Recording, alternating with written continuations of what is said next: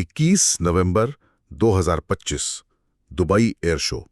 जरा सोचिए, रेगिस्तान की वो तेज धूप, हजारों लोगों की भीड़ और सबकी नजरें आसमान पर। हवा में जेट फ्यूल की गंध और इंजनों की वो गड़गड़ाहट। और उसी आसमान को चीरता हुआ आता है भारत का गौरव, तेजस। अपनी कलाबाजियां दिखा रहा था, ऐसा लग रहा था मानो हवा में नाच रहा हो। सब कुछ एकदम परफेक्ट था। जब तक कि अचानक एक पल में सब कुछ बदल गया। आज हम दुबई में हुए हिंदुस्तान एरोनॉटिक्स लिमिटेड मतलब HAL के तेजस विमान के उस दुखद हादसे की गहरी पड़ताल करने वाले हैं। पर यह सिर्फ एक विमान के गिरने की कहानी नहीं है। नहीं, बिल्कुल नहीं। ये एक बहादुर पायलट के बलिदान की कहानी है। भारत की ग्लोबल रक्षा महत्वाकांक्षाओं की और हाईटेक एविएशन के उस स्याह पहलू की जिसके बारे में हम कम ही बात करते हैं। बिल्कुल। हमारा मकसद सिर्फ ये जानना नहीं है कि क्या हुआ, बल्कि ये समझना है कि क्यों हुआ।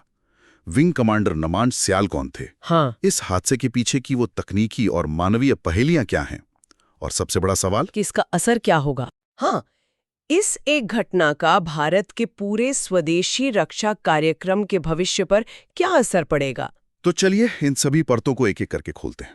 सबसे पहले उस दिन के माहौल पर वापस चलते हैं। दुबई एयर शो कोई छोटा मोटा इवेंट तो है नहीं। नहीं, ये दुनिया का मंच है जहां देश अपनी सैन्य ताकत और टेक्नोलॉजी दिखाते हैं। और वहां तेजस, भारत के मेक इन इंडिया सपने का कह सकते हैं कि चमकता हुआ सितारा था। और इसकी एक वजह भी थी। हादसे से पहले तेजस का रिकॉर्ड बेदाग था। 10,000 से ज्यादा उड़ाने। हाँ, 10,000 से ज्यादा सफल उड़ाने बिना किसी बड़ी तकनीकी खराबी के। और इसे उड़ा रही थी भारतीय वायुसेना की एलीट नंबर 3 स्क्वाड्रन कोबरा। जी, कोबरा। ये IF के सबसे बेहतरीन पायलटों में से हैं। उनका मिशन साफ था, दुनिया को दिखाना कि भारत का बनाया जेट किसी से कम नहीं। प्रदर्शन में क्या क्या शामिल था? मतलब वो आसमान में ऐसा क्या कर रहे थे जो इतना खास था? वो विमान की सीमाओं को परख रहे थे। कम ऊंचाई पर तेज रफ्तार से रोल करना, सीधे ऊपर जाकर लूप बनाना और ऐसे तेज मोड़ काटना जहां पायलट पर उसके वजन से 8-9 गुना ज्यादा दबाव पड़ता है। उसे हाई जी टर्न कहते हैं ना? बिल्कुल। ये सब विमान की फुर्ती और उसके एडवांस्ड कंट्रोल सिस्टम को दिखाने के लिए किया जाता है। और जो लोग वहां थे और जो वीडियो सामने आए उनसे पता चलता है कि दोपहर के लगभग 2 बजे, जब विमान मुश्किल से 500 से 800 फीट की ऊंचाई पर था। बहुत कम ऊंचाई। हाँ, बहुत कम। वो एक बैरल रोल मनूवर कर रहा था। तभी ऐसा लगा जैसे विमान ने पायलट की सुनना बंद कर दिया। वो बेकाबू होकर घूमने लगा। और यही वो पल थे जब सब कुछ गलत होना शुरू हुआ। विमान तेजी से जमीन की तरफ गिरने लगा और मुख्य दर्शक दीर्घा से लगभग 1.5 किलोमीटर दूर एक खाली जगह पर जाकर गिरा। टक्कर तो बहुत जबरदस्त थी। बहुत। एक बड़ा आग का गोला उठा और काले धुएं का गुब्बार आसमान में छा गया, जो शो ग्राउंड से साफ दिख रहा था। लेकिन यहाँ जो सबसे चौंकाने वाली और अहम बात है वो ये कि जमीन पर एक भी इंसान को खरोच तक नहीं आई। और इसका पूरा श्रेय पायलट के आखिरी पलों में लिए गए फैसले को दिया जाता है। बिल्कुल। हादसे के तुरंत बाद दुबई सिविल डिफेंस की टीमें वहां पहुंच गईं और आग पर काबू पा लिया गया। IAF ने भी बिना देर किए एक बयान जारी कर दुर्घटना और पायलट के निधन की पुष्टि की और तुरंत एक कोर्ट ऑफ इंक्वायरी का आदेश दे दिया। इस पूरी कहानी के हीरो हैं विंग कमांडर नमान स्याल, 38 साल के एक बेहद सम्मानित अधिकारी, हिमाचल प्रदेश के कांगड़ा जिले से। पूरा देश उन्हें आज हिमाचल का बहादुर बेटा कह रहा है। विंग कमांडर स्याल 2009 में कमीशन हुए थे। उन्हें तेजस और पुराने MiG-21 दोनों तरह के विमानों को उड़ाने में महारत हासिल थी। वो IF की स्वॉर्ड आर्म यानी नंबर 3 स्क्वाड्रन का हिस्सा थे और एरोडैटिक्स में अपनी सटीकता के लिए जाने जाते थे। उन्हें खास तौर पर दुबई डेमो के लिए चुना गया था। जी, जो दिखाता है कि वो अपने काम में कितने माहिर थे। और यहीं पर यह कहानी एक ऐसा मोड़ लेती है जो दिल दहला देती है। शुरुआती रिपोर्ट्स और वीडियो विश्लेषण से एक बात साफ होती है, इजेक्शन की कोई कोशिश नहीं हुई। हाँ, विमान से बाहर निकलने की कोई कोशिश नहीं की गई। ये सुनना ही अविश्वसनीय लगता है। मतलब तेजस में मार्टिन बेकर MK-16 जैसी दुनिया की सबसे एडवांस्ड इजेक्शन सीटों में से एक थी, जो 0 हाइट और 0 स्पीड पर भी पायलट को सुरक्षित बाहर निकाल सकती है। और उन्होंने उसका इस्तेमाल नहीं किया। विशेषज्ञों का भी यही मानना है कि ये एक सोचा समझा फैसला था। उन आखिरी 8-10 सेकंड में जब उन्हें पता चल गया था कि विमान अब नहीं बचेगा, उनके पास 2 रास्ते थे। अपनी जान बचाते या फिर विमान को उस रास्ते पर ले जाते जहां नीचे हजारों जानें बच जाएं। उन्होंने दूसरा रास्ता चुना। उन्होंने अंतिम सांस तक विमान का कंट्रोल थामे रखा। हाँ, ताकि उसे भीड़भाड़ वाले वीआईपी एनक्लोजर और जमीन पर खड़े दूसरे अरबों डॉलर के विमानों से दूर ले जा सकें। ये तो रोंगटे खड़े कर देने वाली बात है। ये सोचना भी मुश्किल है कि उन आखिरी पलों में उनके दिमाग में क्या चल रहा होगा। यही एक फाइटर पायलट का एथोस होता है। उनका ये बलिदान हमें 1999 कारगिल युद्ध के hero wing commander Ajay Ahuja जैसे शहीदों की याद दिलाता है, जिन्होंने कर्तव्य को अपनी जान से ऊपर रखा। बिल्कुल। सोशल मीडिया पर भी श्रद्धांजलि की बाढ़ आ गई। किसी ने लिखा, उन्होंने हजारों जानें बचाने के लिए विमान को दूर ले जाकर खुद को अमर कर लिया। प्रधानमंत्री से लेकर राष्ट्रपति तक सबने व्यक्तिगत रूप से उनके परिवार के प्रति संवेदना व्यक्त की, जिसमें उनकी पत्नी और 2 छोटे बच्चे हैं। तो अब सबसे बड़ा सवाल यही है कि आखिर गलती हुई कहाँ?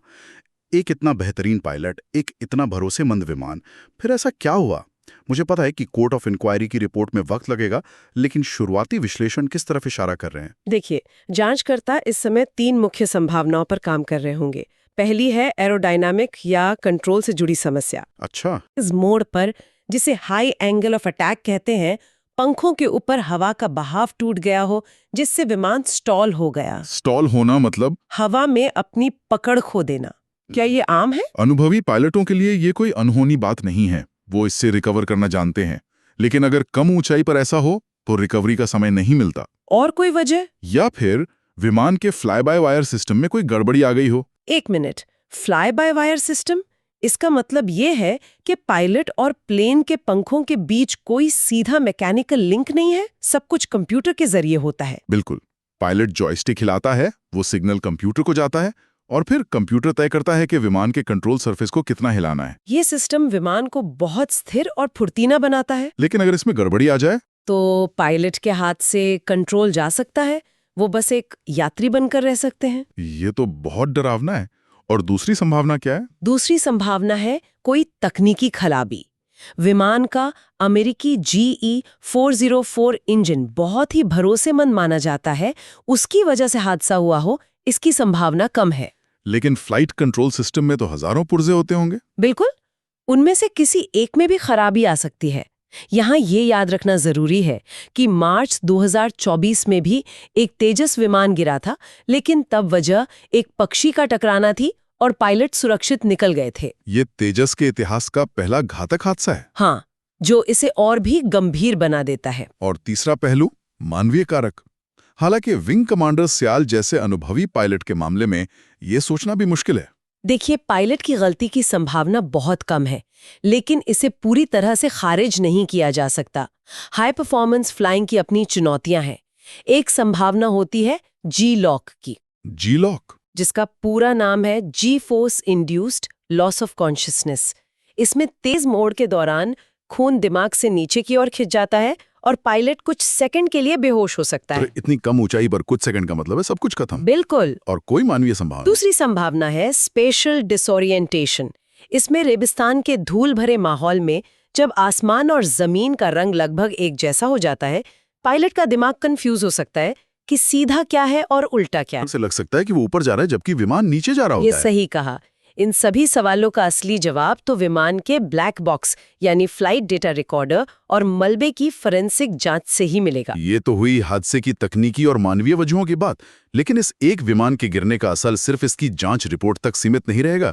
इसका सीधा असर भारत की पहचान और उसकी मेक इन इंडिया की साख पर भी पड़ेगा, है ना? बिल्कुल, ये इस हादसे का सबसे बड़ा और दूरगामी असर है। तेजस सिर्फ एक लड़ाकू विमान नहीं है, ये आत्मनिर्भर भारत का पोस्टर बॉय है।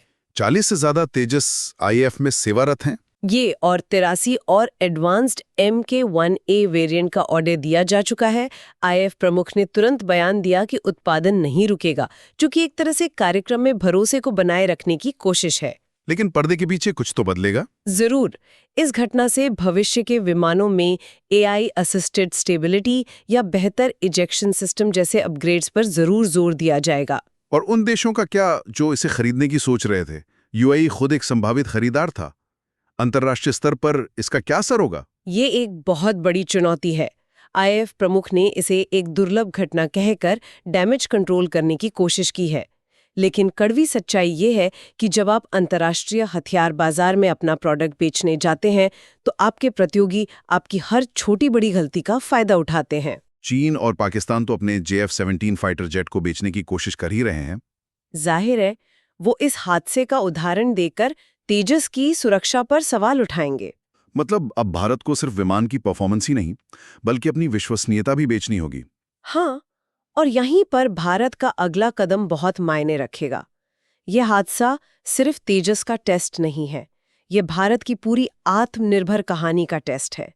अब तक बेचने का पॉइंट था परफॉर्मेंस, और अब इस क्रैश के बाद बेचने का नया पॉइंट बनाना होगा सिद्ध लचीलापन और गलतियों में पारदर्शिता। ग्लोबल खरीदार फ्लैशी एरोबैटिक्स से ज्यादा इस बात को महत्व देते हैं कि आप किसी नाकामी से कैसे निपटते हैं और उससे क्या सीखते हैं। हमारे सूत्रों ने सोशल मीडिया पर भारत और पाकिस्तान के बीच हुई खींचतान का भी जिक्र है। हाँ, और ये दिखाता है कि आज के दौर में ऐसी घटनाएं सिर्फ तकनीकी नहीं रह जाती। कुछ पाकिस्तानी सोशल मीडिया हैंडल्स ने इस दुखद घटना का मजाक उड़ाने की कोशिश की, लेकिन भारतीय यूजर्स ने भी जवाब दिया। तुरंत जवाब दिया। तेजस के शानदार उड़ान रिकॉर्ड और सुरक्षा आंकड़ों के साथ ये दिखाता है कि ये हादसे अब सूचना युद्ध का हिस्सा बन जाते हैं, जहां परसेप्शन हकीकत जितना ही महत्वपूर्ण हो जाता है। बिल्कुल सही कहा। और शायद ये याद रखना भी जरूरी है कि F-16 जैसे दशकों पुराने और स्थापित कार्यक्रमों में भी एयर शो के दौरान घातक दुर्घटनाएं हुई हैं। हाँ, ये सिर्फ तेजस की नहीं बल्कि इस तरह की हाई परफॉर्मेंस फ्लाइंग से जुड़े जोखिम की कहानी है। अमेरिका का F-22 रैप्टर हो या रूस का SV-57, हर एडवांस फाइटर प्रोग्राम ने अपने शुरुआती दिनों में हादसे देखे हैं। अहम बात यह है कि आप उन हादसों से सीखते क्या हैं। तो आज हमने देखा कि कैसे दुबई एयर शो में एक चमकते सितारे की उड़ान एक दुखद अंत पर खत्म हुई। एक बहादुर पायलट ने अपनी जान दे दी, लेकिन उनके आखिरी फैसले ने जमीन पर मौजूद अनगिनत लोगों की जान बचा ली। ये घटना भारत के सबसे अहम रक्षा कार्यक्रम के लिए एक गंभीर झटका है, लेकिन साथ ही ये उसके लचीलेपन की सबसे बड़ी परीक्षा भी है। IAF का वो बयान बहुत कुछ कहता है। एक दुखद दुर्घटना एक विमान को परिभाषित नहीं करती। आगे का रास्ता इसी घटना से सीखकर ट्रेनिंग को और सख्त बनाने, प्रोटोकॉल को बेहतर करने और टेक्नोलॉजी को अपग्रेड करने का होगा। विंग कमांडर नमान श्याल का बलिदान व्यर्थ नहीं जाएगा। बिल्कुल, ये भविष्य में तेजस को और भी सुरक्षित और बेहतर बनाने की प्रेरणा बनेगा। यही उनकी सबसे बड़ी विरासत होगी। जैसा कि हमने सुना, भविष्य में विमानों में AI असिस्टेड स्टेबिलिटी जैसे अपग्रेड हो सकते हैं। ये एक दिलचस्प सवाल खड़ा करता है, जैसे जैसे लड़ाकू विमानों में आर्टिफिशियल इंटेलिजेंस की भूमिका बढ़ेगी, संकट के उन चंद पलों में इंसानी सूझबूझ और मशीन की कैलकुलेशन के बीच का संतुलन कैसे बदलेगा। और एक पायलट की बहादुरी की परिभाषा का क्या होगा। हाँ, जब शायद भविष्य में कोई AI को पायलट ही पलक झपकते वो जीवन बचाने वाला फैसला ले सके, जिसके लिए आज हम विंग कमांडर श्याल जैसे इंसानी नायकों को सलाम कर रहे हैं।